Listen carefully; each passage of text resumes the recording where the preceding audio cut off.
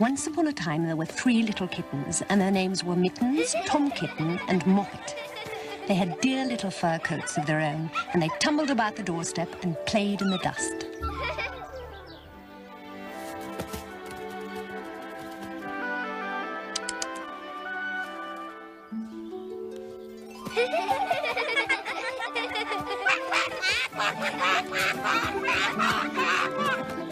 Oh, I do wish Mrs. Twitchett would keep her kittens in order.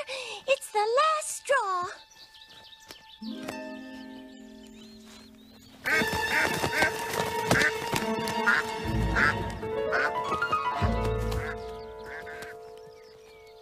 But one day their mother, Mrs. Tabitha Twitchett, expected friends to tea. So she fetched the kittens indoors to wash and dress them before the fine company arrived. Hold still, Muppet. Well, it will go in your eyes if you squirm so. Dry your ears now. Properly, mind. Stay just where you are, you two. I haven't nearly finished with you yet. I'll never get you tidy. Stand still. Stand still. Oh, keep still. That's it. Oh, well, that will have to suffice.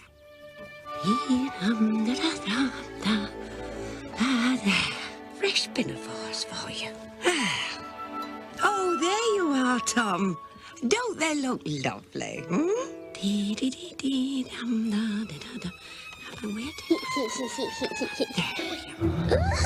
there it is.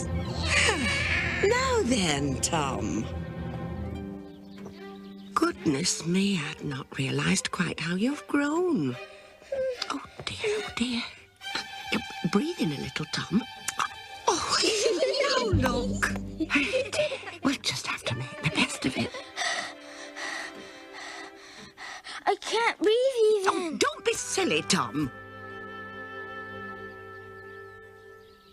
Now keep your frocks clean, children. Yes, Mother. You must walk on your hind legs. Keep away from the dirty ash pit. Yes, Mother. And from Sally Hennypenny. Yes, Mother. And from the pigsty. Oh, and the puddle ducks. Yes, Mother.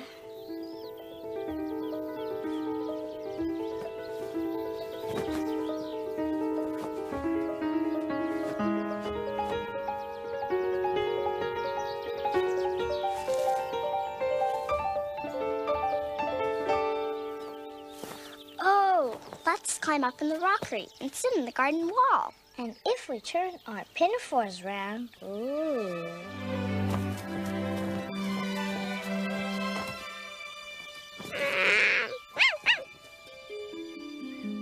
Oh, never mind. We can fetch it later.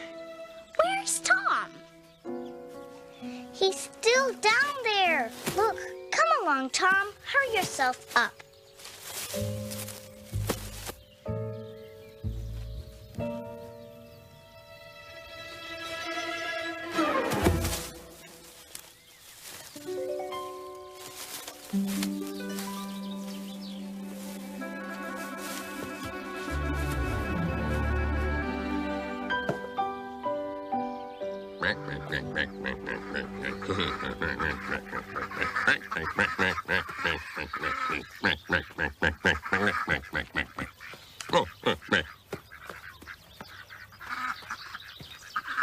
Oh, not you three again. Good gracious, Tom Kitten. What would your poor mother say to the sight of you? That's if she recognized you at all, which I doubt.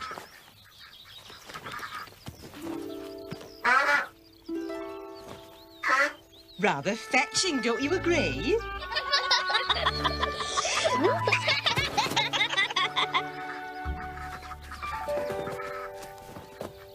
Come, Mr. Jake Puddleduck. Come and help us to dress him. Moppet. Come and button up, Tom.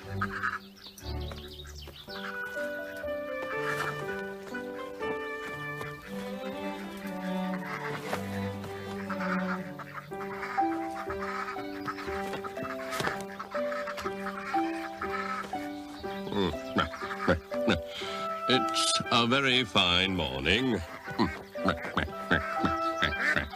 Come along, we can watch them from the top of the wall.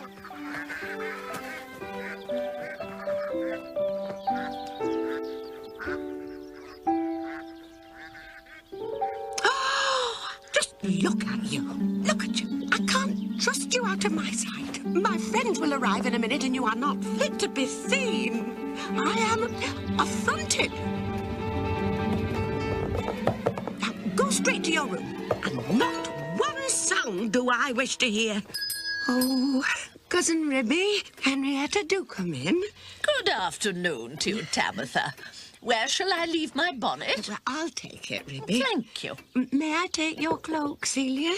I expected to be greeted by the kittens, Tabitha. Where are they? I'm afraid they're poorly. Oh? Measles. Measles? Yes, they're in bed with measles. Dear, what a shame.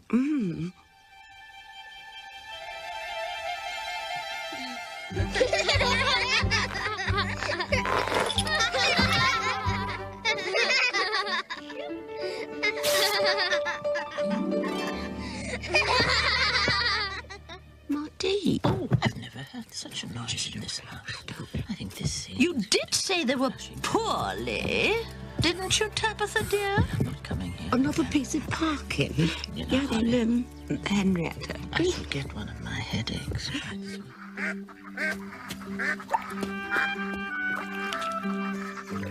As for the puddle ducks, they went into a pond. Their clothes all came off directly because there were no buttons. And they have been looking for them ever since. Mind you, Jemima was no better at finding things than she was at hiding them. She tried to hide her eggs, but they were always found and carried off.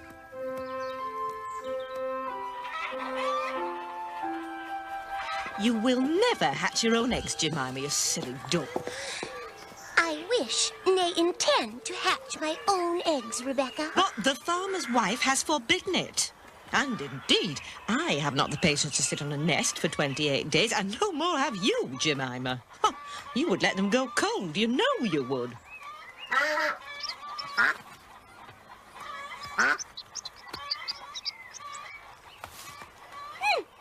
I will hatch them all by myself, if I have to make a nest right away from the farm. They will see. They will have to apologize. Not the patience, indeed.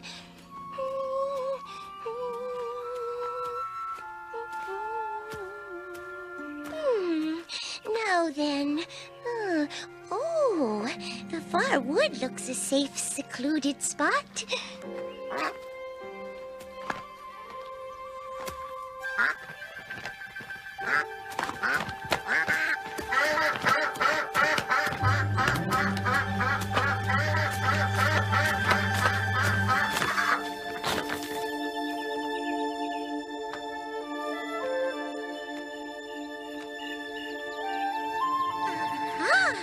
Now that little clearing might be just the place.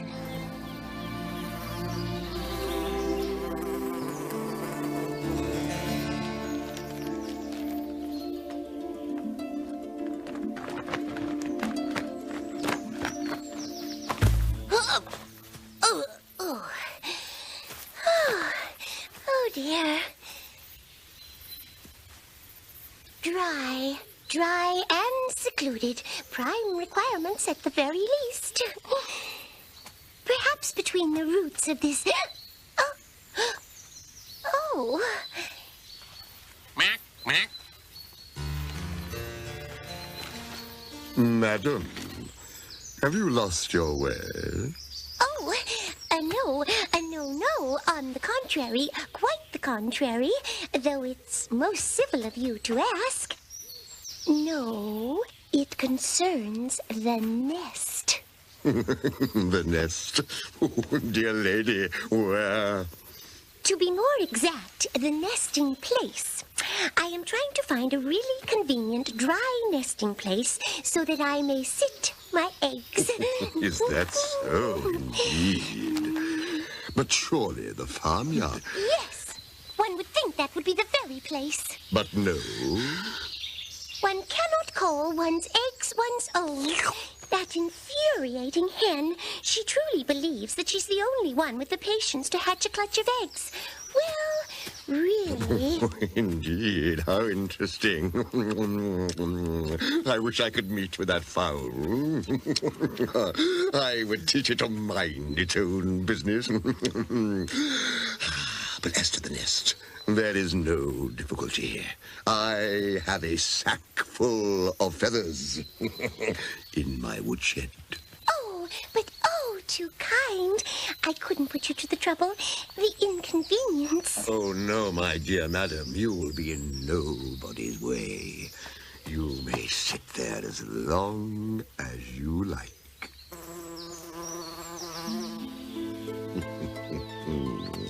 This is my summer residence. You would not find my my winter house so convenient by half.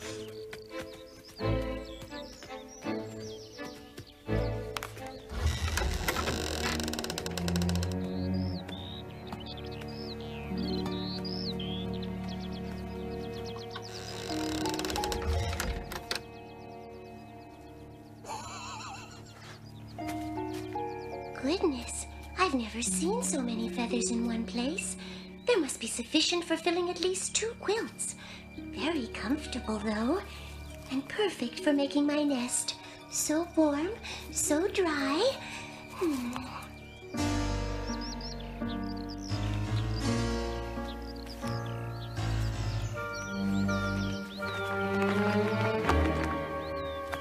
Oh, must you go?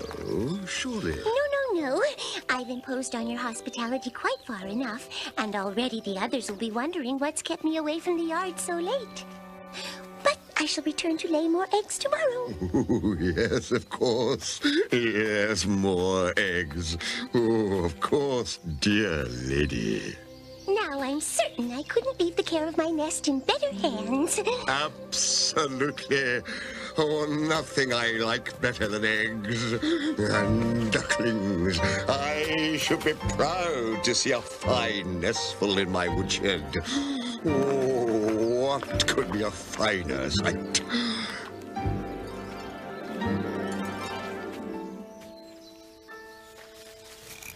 Patience, patience, my friend.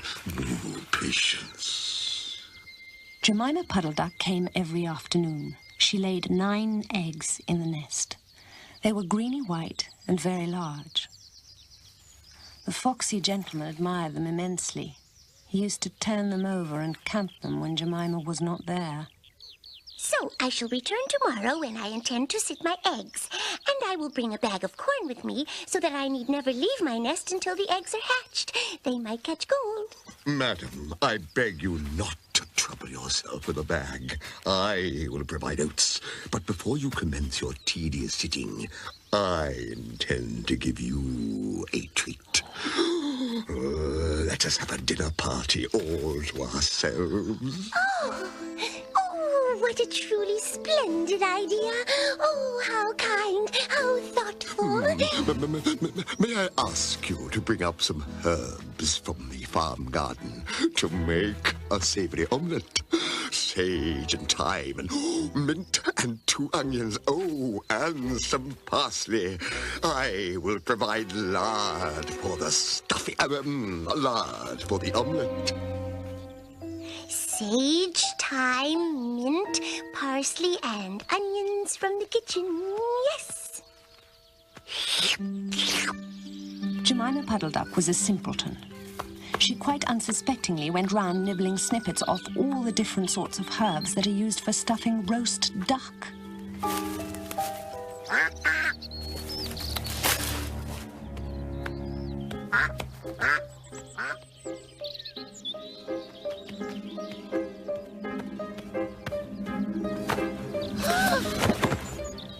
What are you doing with those onions? Where do you go every afternoon by yourself, Jemima Puddle Duck? Well, they would not allow me to hatch out a brood of my own eggs.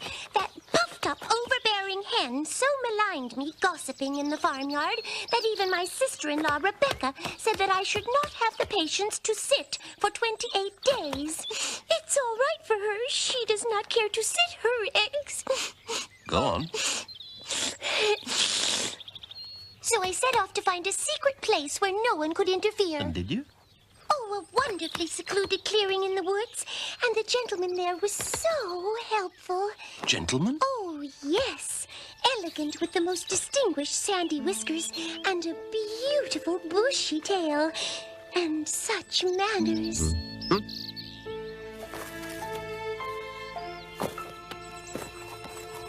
Now, exactly where is this clearing, and how is the house positioned within it?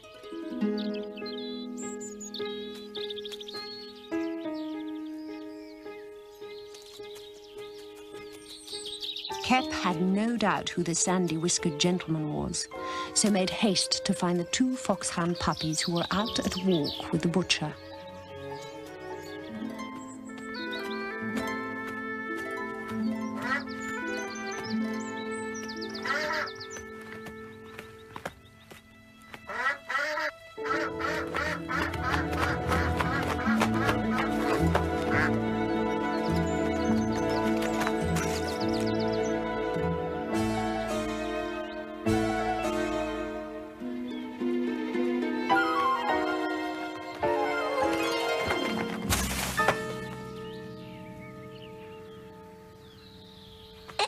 I believe I've managed to find all the ingredients you required. I've got... Come into the house as soon as you've looked at your eggs. Oh, dear. Give me the herbs for the omelette. Be sharp. Yes. Everything is here.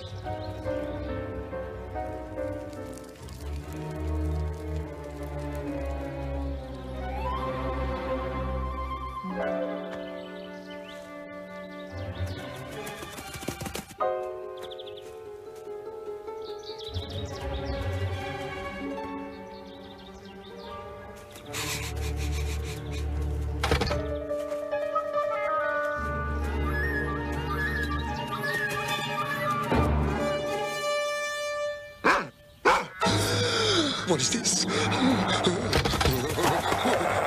What's wrong? What should I do?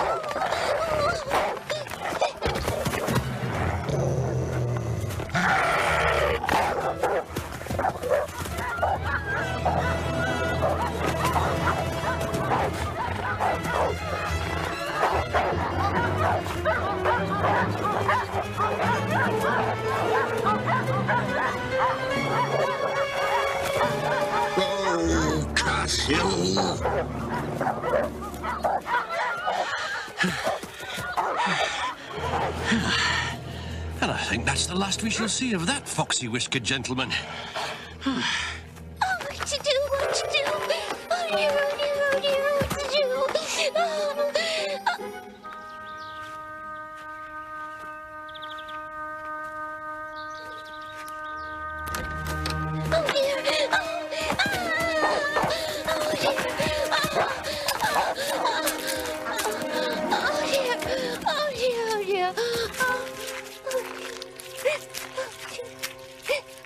Oh, dear. Oh, dear. Oh, my eggs, my beautiful eggs. Oh, my eggs. There, Jemima. I'm afraid it's just in the nature of things. Best make our way home to the farmyard, where you belong, my dear.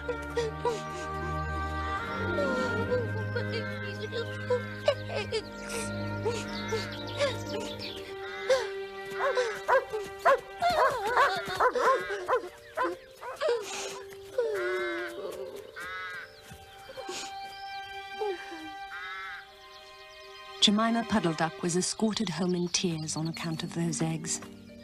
She laid some more in June, and she was permitted to keep them herself, but only 4 of them hatched.